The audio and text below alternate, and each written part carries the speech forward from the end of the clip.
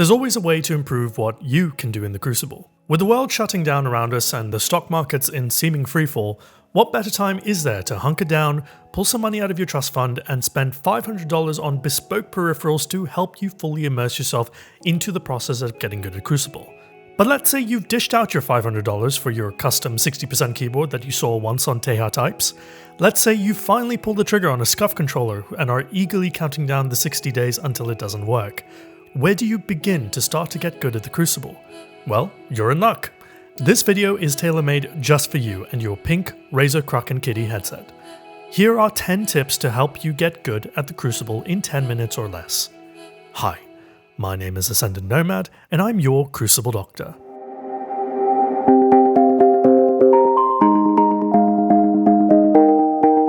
Right, let's get one thing clear here. These tips are just entry points, just gateways to help you start thinking differently. These are by no means the be-all, end-all solution for you. You're going to have to put in a lot of work beyond these to get good enough to a point where you're ready for trials and able to tweet Bungie with some false sense of authority about the state of the Crucible. With that disclaimer out of the way, let's get into it. Tip number 1. Use smaller guns in order to have better visuals on your enemies.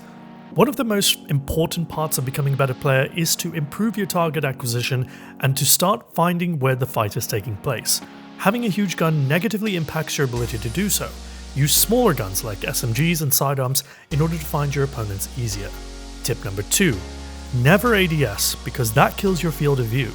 ADS stands for aim down sights. Conventional wisdom and game development logic for the last 15 years or so has been to aim down your sights in order to improve your ability to land your shots. However, aiming down your shots narrows your field of view, meaning it negatively affects your ability to acquire new targets and maintain that level of target acquisition that you've been doing your best to improve. Don't ADS ever. Tip number 3. Play without sound to heighten your visual awareness. If you've ever watched the show or read the comics, Daredevil is a superhero who gains extrasensory abilities after a childhood accident blinded him. Now, assuming that you're of sane mind and body, we can simulate a similar effect. When you deprive one of your senses of input, your other senses are heightened to make up for this lack of input. Your mind needs a constant data rate of information from the body, and when you shut off one source of bandwidth, it will naturally boost that of the others to compensate. So, to heighten your visual awareness and further improve target acquisition, turn off your sound, mute the game, or turn your TV volume to off. See the difference that it makes. Tip number 4. Use the point emote to tell your teammates where the enemies are. One of the more frustrating parts of the Crucible experience is that nobody ever really hops into Team Chat channel, and neither should you now that you're playing without sound. You still need to communicate with your teammates, so being able to point to where the enemies are is extremely crucial. It provides good information in a timely manner, and your teammates will thank you for it. The best part is that the emote is part of the default set, so you don't have to buy anything from Eververse and be accused by others of paying to win. Tip number 5. Switch your colourblind settings to Deuteranopia. If you're playing the game on default settings where the radar pings are red, switch to this colourblind mode. This makes your radar yellow, which gives you an inherent advantage. Following typical logic that red signifies danger and yellow signifies caution, having yellow radar pings means your enemies are actually weaker than you. If you're using colorblind settings already, switch to Deuteranopia anyways and let me know if you notice a difference. Tip number 6. Have only one loadout and armor build in your inventory. An often overlooked part about the Crucible is that you can boost mobility by simply having less in your inventory. This is because your ghost, who manages your inventory, is unencumbered by your 5 marginally different dire promises, so you can focus more instead on boosting your movement speed. Tip number 7. Avoid playing as a Titan. This one's pretty simple.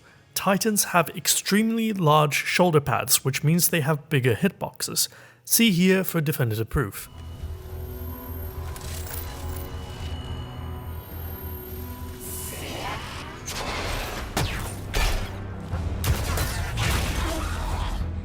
Whilst Zavala survived a fully powered shot from a Scion, the reality is that Guardians are much stronger, and the last thing you want to do is to give them an easier target to hit. Tip number 8. To quickly reload a gun with a low reload speed stat, run headlong into enemy fire. I love using 340 RPM pulse rifles and 110 RPM hand cannons because they hit like a truck in the Crucible. It makes me feel powerful and reassures me about my status as a pickup truck owner and a Budweiser drinker. However, both archetypes suffer from inherently low reload speeds, but there's a very quick workaround. Just run straight into enemy fire and die. Hear me out. When you respawn, your gun will be fully loaded. That's a whole lot quicker than doing it yourself. Tip number 9. Play the game in Japanese so you run faster. Crucibleがお前を呼んでいるガーディアン。 This is an old speedrun trick that's mostly used for old Nintendo games, but it's actually an Easter egg implemented into the game by Bungie that pays tribute to the Destiny speedrunning community. Tip number 10. Adopt a signature dance to use in front of an onrushing enemy to intimidate them. This won't work all the time. I'm going to be perfectly clear about that, and the results will not show straight away. But not every facet of improvement in the Crucible is about immediate results. Slow, steady, and graceful wins the race. Have patience and dance your way to victory. And that's it! I hope these tips go some way into helping you think different about your role in the Crucible. If you like this video, be sure to subscribe and hit that bell icon to be notified of the next video. If you want more helpful tips, I've left a very handy dandy link in the description below that should provide you with some more inspiration. Thank you so much for watching. I'm Ascendant Nomad, and I'm your Crucible Doctor. See you in the next one. Cheers.